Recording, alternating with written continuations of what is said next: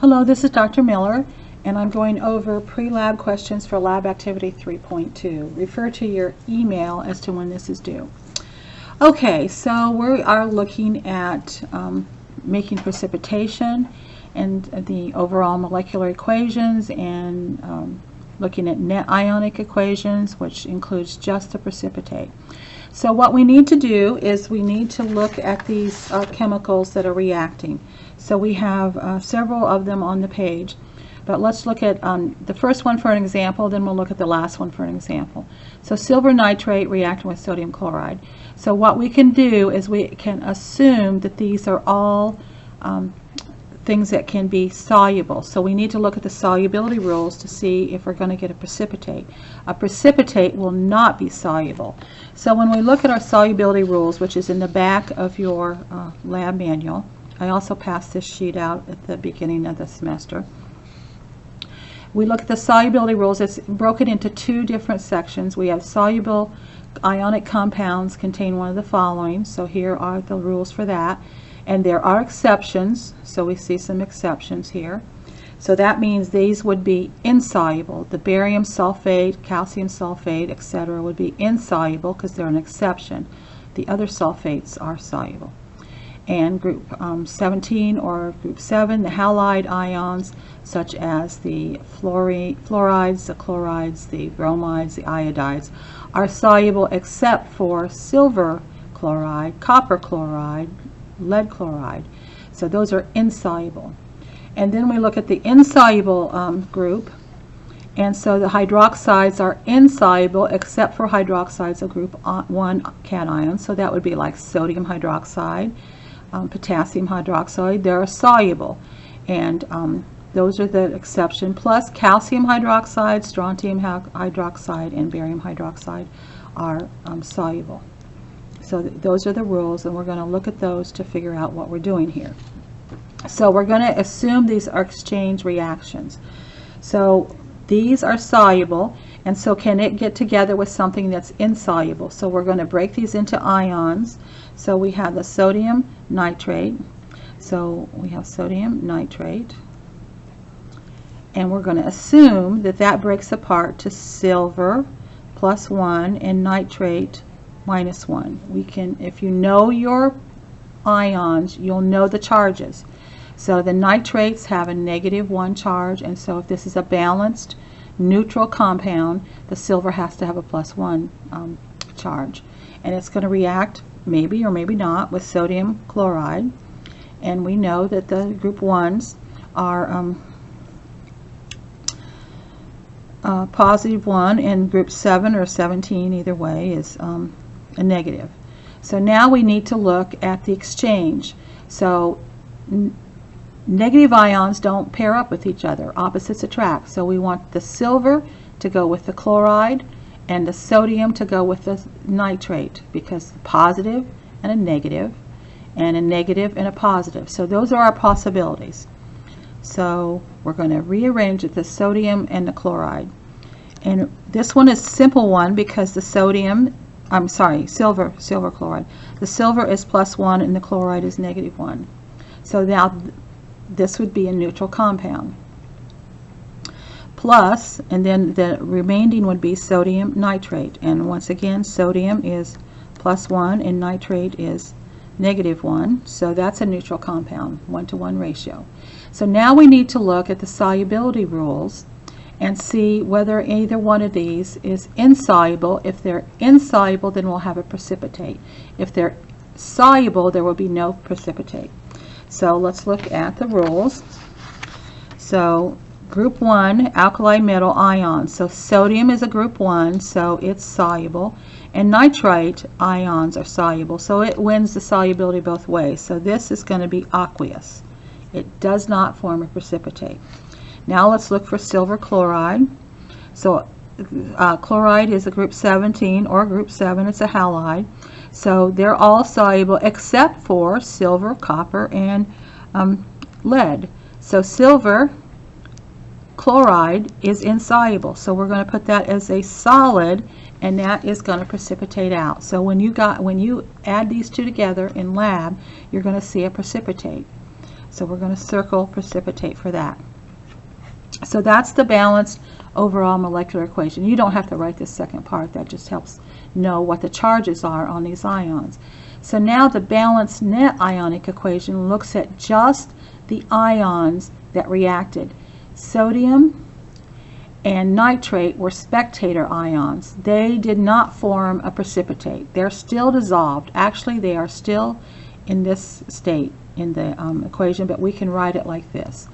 So those are not going to be included in the net because they're spectators. They're not involved. We want only the involved the reactants. So that would be the silver.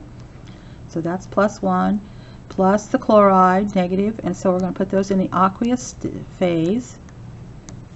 And they yield silver chloride in a solid phase.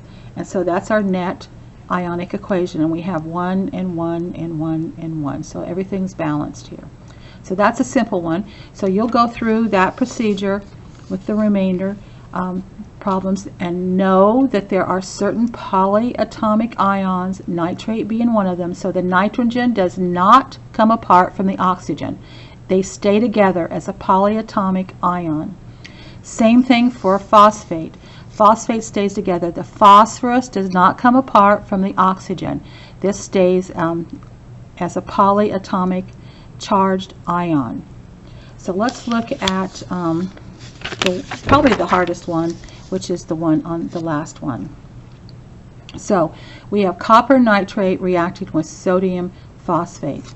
And so we have a balanced overall molecular equation. So copper nitrate 2 plus sodium phosphate, and what we need to do is we need to look at the charges on these. Copper is a transition metal, and so it can have different charges. There can be copper 1, copper 2. So when we look at this compound, copper nitrate, it tells us that there are 2 nitrates. It takes 2 nitrates to counterbalance this copper positive ion. So if this is this has a charge of 1 overall, but there's 2 of them, so that means there's 2 negative charges. So because this is a neutral compound, this has to be a +2 copper, so, or 2 plus. So 2 plus, and the nitrate is a -1, and then the sodium is a +1 because it's in group 1. Phosphate, you can figure it one of 2 ways. You can memorize the polyatomics, and that phosphate is -3, or you can look that it takes 3 sodiums that are positive charged to counterbalance this phosphate, because this is a neutral compound. So that's a charge of 3- on there. So now what are the possibilities? We're going to have the exchange. We're going to have like the square dance where partners change. And so we have a positive ion. It's not going to stay with the nitrate. Is it going to go to the phosphate? So we're going to assume that perhaps it can. So copper phosphate. Now that's not a neutral compound yet, because copper is +2 and phosphate is 3-. So remember, the simple way to make this a neutral compound is just to go, this 3 goes down as a subscript, and the 2 goes over here. So that's a 2. So you could actually do the math and make sure you're right. So 3 times +2 equals +6, and 2 times a -3 equals a -6. So we have the same number of charges, so they're balanced. So that is our compound if it forms a precipitate. And so what's left over, another way we can look at it, is sodium. I'm going to move that over some. Sodium nitrate.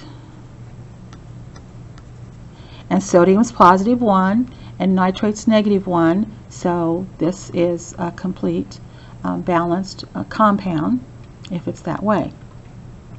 So now we need to look to see if it's what the phases are. So we know, because I told you that if it's a compound given to us, it's in the aqueous, and so then we have to look at our solubility rules. And so sodium nitrate is soluble, so it's aqueous. But what about that copper phosphate? Copper phosphate. Well, here are the phosphates down here. phosphate ion are insoluble except phosphates of group 1 cations and ammonium. So copper is not a group 1 cation, it's a transition metal. It's not in group 1, and it's not ammonia, so it's not part of the exception, so it is insoluble. So it's a precipitate. So we have what could be formed, but we don't have it balanced yet. So we need to look at how to balance this. So we have a copper nitrate. That copper doesn't show up very well. That's Cu. So there's one here, and there, that's a Cu once again. There are 3 here. So we need to have it balanced, so let's put a 3 over here.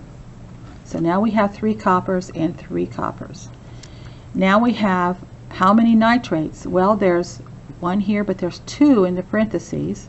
This 2 refers to that particular polyatomic ion, but we have 3 compounds altogether. So 3 times 2 is 6, so we need 6 of them over here. Well, we have only 1, so let's put a 6 in front of that. And so next is our sodium. We have 3 here, and we have 6 here. So let's give this a 2. So we have 2 times 3 is 6 sodiums, and we have 6 here. So now what about our phosphates? We're said it's within this compound, so there are 2 phosphates. And how many phosphates are here? 2. So let's do a double check with everything. So we have copper, we have the nitrate, we have the sodium, and we have the phosphate. So copper on the left, we have 3, and we have 3 on the right. I know that doesn't look very well. Good, I mean, copper, 3, there. So 3 on the left, right, and we have 6 nitrates, so 6 here and 6 here. It's always good to double check.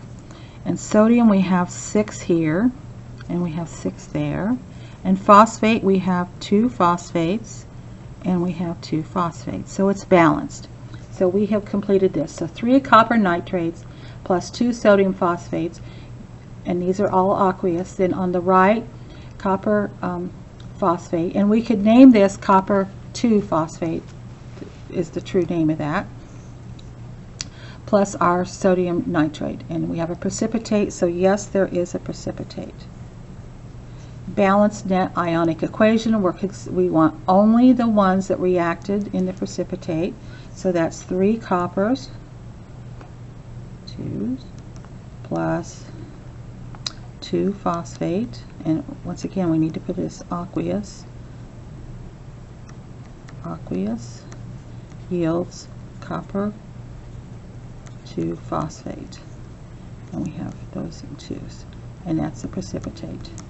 So there is our net ionic equation. Now for the last one, circle the 2 reactions for question 1 that form precipitates that you would like to study. Limiting reactants. So limiting, remember that there's one of the reactants, could be this one in this example, and one that's excess.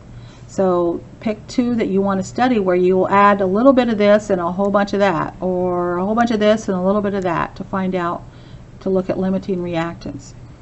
For each of your chosen reaction, write the expected stoichiometric ratio of reactants. So here it's a 3 to 2. So if you choose this one, you have 3 coppers to 2 phosphates. So you'll, if you want to think about that, if you had 3 drops of the same molarity of your copper compound and 2 drops of your phosphate, then you would have equal amounts that would react stoichiometrically.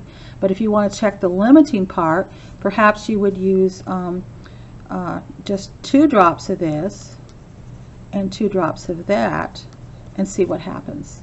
So you'll want to know that just adding 1 drop of this and 1 drop of that might not get you a chemical reaction.